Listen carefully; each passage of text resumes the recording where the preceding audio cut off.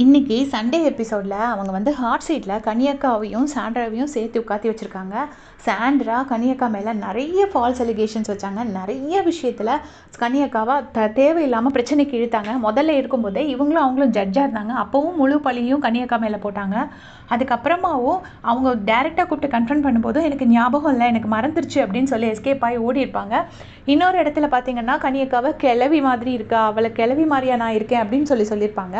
அதுக்கப்புறமா அமித் எல்லாரையும் கூப்பிட்டு வச்சுட்டு ஒரு ஆள்கிட்டயா கனி என்னை பார்த்து அப்படி பண்ணா இப்படி பண்ணான்னு சொல்லிட்டு இல்லாத பொல்லாததெல்லாம் சொல்லியிருப்பாங்க. இது எல்லாமே எபிசோட்ஸில் பார்த்துருப்பாங்க. அந்த பாப்பா பாட்டு எனக்காக தான் பாடினாங்க, நான் பாப்பாஸை வந்து பாப்பான்னு தான் கூப்பிடுவேன், அதனால என்னையை மார்க் பண்ணுறதுக்கு தான் அந்த சாங்ஸ் பாடினாங்க அப்படிலாம் சொல்லியிருப்பாங்க. இது எல்லாம் தாண்டி அவங்களுக்கு வேறு ரீசனுக்காக சாண்ட்ராவை சேவ் பண்ணுறாங்க. தெரியாது, மேபி மணி பாக்ஸ் காலை சேவ் பண்ணலாம், இல்லைன்னா விஜய் சேதுபதி சாரோட ஃப்ரெண்டோட ஒய்ஃபு அந்த கோட்டாவில் கூட அவர் சேவ் பண்ணியிருந்திருக்கலாம். எனக்கு என்னவோ அப்படி தான் ஒரு சந்தேகமாக இருக்குது. ஷுவராக தெரியாது நமக்கு, இதுமா நம்மளாம் அசியூம் பண்ணி சொல்லவும் முடியாது. ஆனால் கண்டிப்பாக வந்து கனியக்காவுக்கு சாண்ட்ரா விட கம்மியான ஓட்ஸ் கிடச்சிருக்கிறதுக்கு சான்ஸே கிடையாது. இவங்க என்ன இது பண்ணுறாங்க அப்படிங்கிறது தெரியல. அவங்க 2 பேரையும் ஹாட் சீட்டில் வச்சு அவ்வளோ கஷ்டப்படுத்தணுமா அவங்கள ஒரு நல்ல டீசெண்டான ஒரு டிக்னிஃபைடாக ஒரு கேம் விளையாடிட்டு தான் போயிருக்காங்க. அவங்கள ஒரு மினிமம் ரெஸ்பெக்டோட கூட உங்களுக்கு அனுப்ப தெரியலையா அந்த எவிக்ஷன் அப்போ?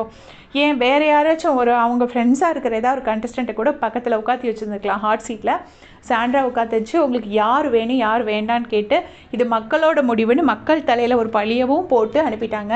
ஒருவேளை பிரஜன் எவிக்ஷனுக்கு வந்துட்டு விஜய்ஸ் வந்து அவர் தான் பிரஜனை வெளியில் அனுப்பிட்டாரு, அவரோட ஈகோ இல்லைன்னு சொல்லி நிறைய ரூமர்ஸ் காசிப்ஸ் எல்லாம் வந்துச்சு. மேபி அதை தடுக்கிறதுக்காக இப்போ ஒருவேளை இந்த சாண்ட்ராவை அனுப்ப வேண்டாம் அப்படின்னு நினச்சிட்டாங்களா, இல்லை அவங்களுக்கு ஃபினான்ஷியலாக ஹெல்ப் பண்ணும் மணி பாக்ஸ் எடுக்கட்டும்னு சொல்லி ஹெல்ப் பண்ணாங்களா அப்படிங்கிறது தெரியாது. அண்ட் ஆல்சோ சுபிக்ஷாக்கும் ரொம்ப லீஸ்ட் ஓட்ஸ் தான் இருந்துச்சு. இதெல்லாம் தாண்டி கனியக்காவை சூஸ் பண்ணியிருக்கிறது 100% அவங்க வந்து ஓட்ஸில் லீஸ்ட்டாக இருக்க சான்ஸே கிடையாது. இது மக்களோட எவிக்ஷனே கிடையாது, இது இவங்க பிளான் பண்ணி எடுத்த எவிக்ஷன் தான். அதில் எந்த சந்தேகமும் கிடையாது. இதை பற்றி உங்களுடைய கமெண்ட் சொல்லுங்கள். தேங்க்ஸ் ஃபார் வாட்சிங்.